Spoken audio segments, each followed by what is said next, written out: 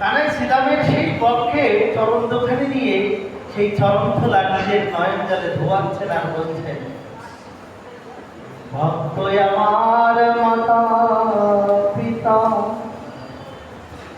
ভক্ত আমার গুরু, আর ভক্তে রেখেছে না বাচ্চা অর্জুনকে কাঁধে তুললে উঠতে বলুন সম্ভব? উনি বললেন, প্রভু ওরে বাবা, আপনার কাঁধে এখন না না না হবে। এই তো ব্রজ ভাব।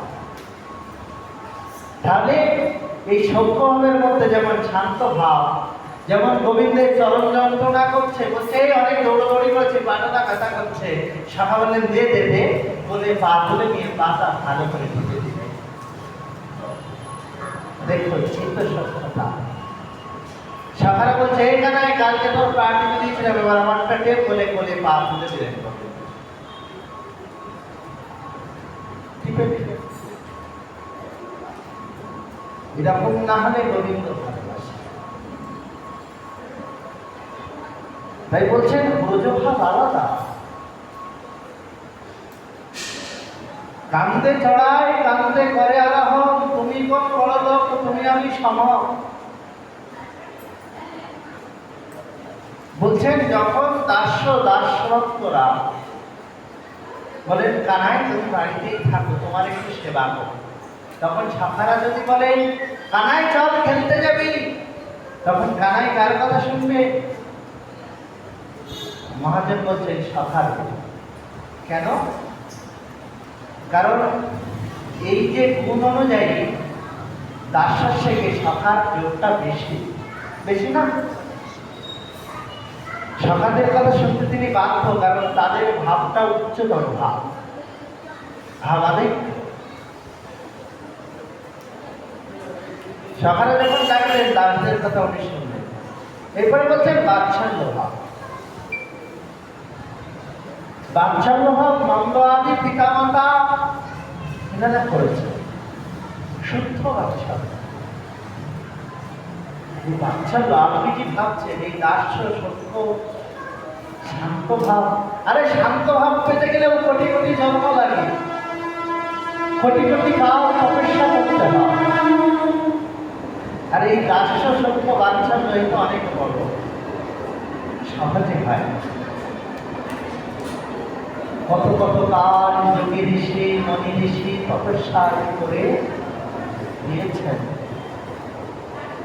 নন্দ পিতা যশোমতী মাতা যশোদা নাম কেন জানেন? যিনি ভগবানকে যশ দান করে। ভগবানের কাছ থেকে যশ নেন না, ভগবানকে উঠে যশ দান করে, তাকে বলে যশোদা, এমনি না।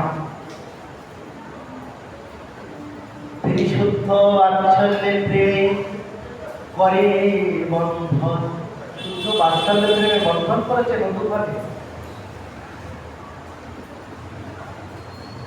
এরকম বন্ধন করা গোবিন্দকে বাঁধা সোজা। আরে দুর্যোধন বাঁধতে গিয়েছিলেন, সেই বিকরাল মূর্তি দেখে দুর্যোধনের সেই শ্রীগালও ঢিলা পড়ে গেছে, ছোট হয়ে গেছে, মানতে পারেন। কিন্তু শুদ্ধ বাৎসল্যে তিনি বন্ধন স্বীকার করেছেন না। তাই বলছেন যখন শুদ্ধ বাৎসল্যে বন্ধন স্বীকার করলেন, কান ধরেছেন, কানাইয়ের কান বলে দিয়েছে, লাঠি নিয়ে তাড়াচ্ছে।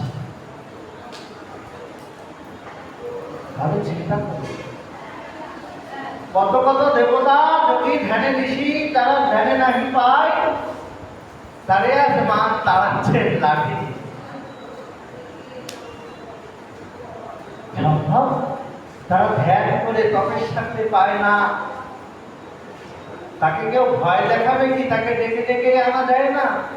আজ মায়ের ভয়ে কত বড় বড় রাক্ষসকে তিনি বধ করেছেন, আর মায়ের ছোট্ট একটা লাঠি দেখে ভয় পালাচ্ছেন গোবিন্দ। চিন্তা করা যায় বাচ্চাদের রসের কি মহিমা, বাচ্চাদের রসের কি মহিমা বলছেন। সখারা বলছেন চলখানায় খেলতে যায়, মা বলছেন আজ বাড়ি থাকবি, কোথাও যাবি না।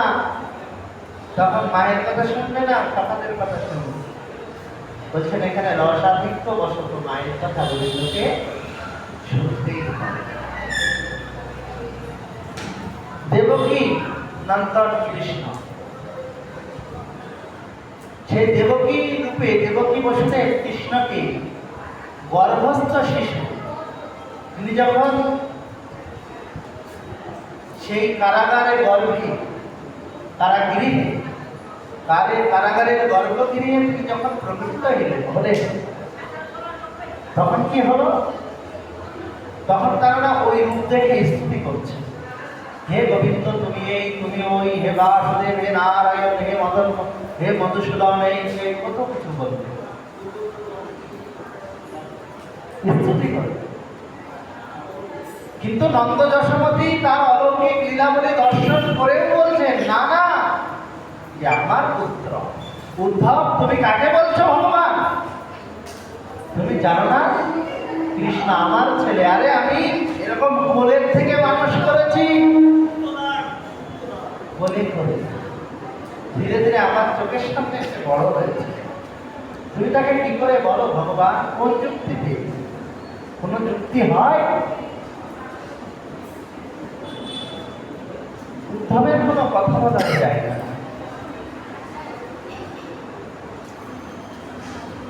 মহারাজ নন্দ একদিন বলছেন, গোয়াল ঘরে ঢুকেছেন দুগ্ধ দহন করতে গাভীদের থেকে। একটি বালতি নিয়ে এক স্থানে জুতো রেখেছেন, রেখে জুতো করে গোয়াল ঘরে প্রবেশ করছেন। যেমন ব্যবসা দোকানে কেউ জুতো করে প্রবেশ করে না, মন্দিরে কেউ যায় না, সেরকম গোয়াল ঘর সেখানে জুতো করে প্রবেশ করে। তাই পাদুকা তুলে উনি ঢুকলেন। ও দোহন করলে একটা বালতি দুঃখ নিয়ে বলছেন, আরে বলাই, কোথায় তুমি বলাই? বলাই এসেছে, এসে বলছেন, বাবা বলো। বলছে, যা তো এই দুধ বালতিটা নিয়ে যা মায়ের কাছে। বলাই আর লোকে আনন্দের সহিত ওই দুধের বালতিটা নিয়ে চলেছে। আর মনে মনে কানাইকে বলছেন, দেখেছিস কানাই, আমার বাবা আমাকে কাজ দিয়েছে, তোকে দেয় না,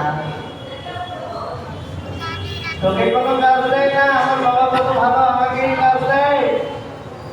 তখন কানাই বলছে, তার মনে বড় দুঃখ, বাবা আমি একটু তোমার সেবা করবো, ভক্ত সেবা আমি করতে পারি না, আর তুমি সেই ভক্ত সেবা হতে আমায় বঞ্চিত করলে, আমায় কোনো সেবা দাও না গো বাবা, আমায় কোনো প্রকার সেবা দাও।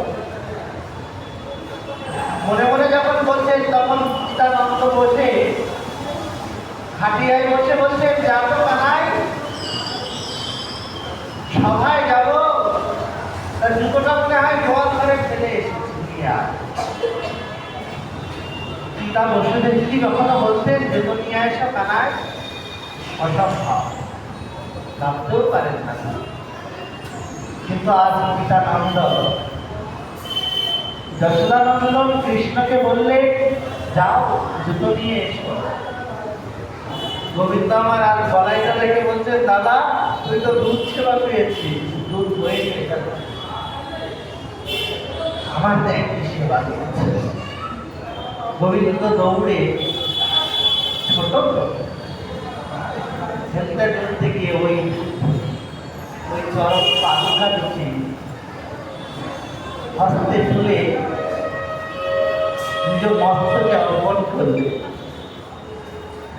উনি বলছে, আহা ভক্ত, তোমার চরণ খুঁজি, যে যথামান প্রবর্তন্তে তার ততস্থৈব ভজন মহা, যে আমাকে যেভাবে ভজনা করে আমি তাকে সেইভাবে ভজনা করি। তোমার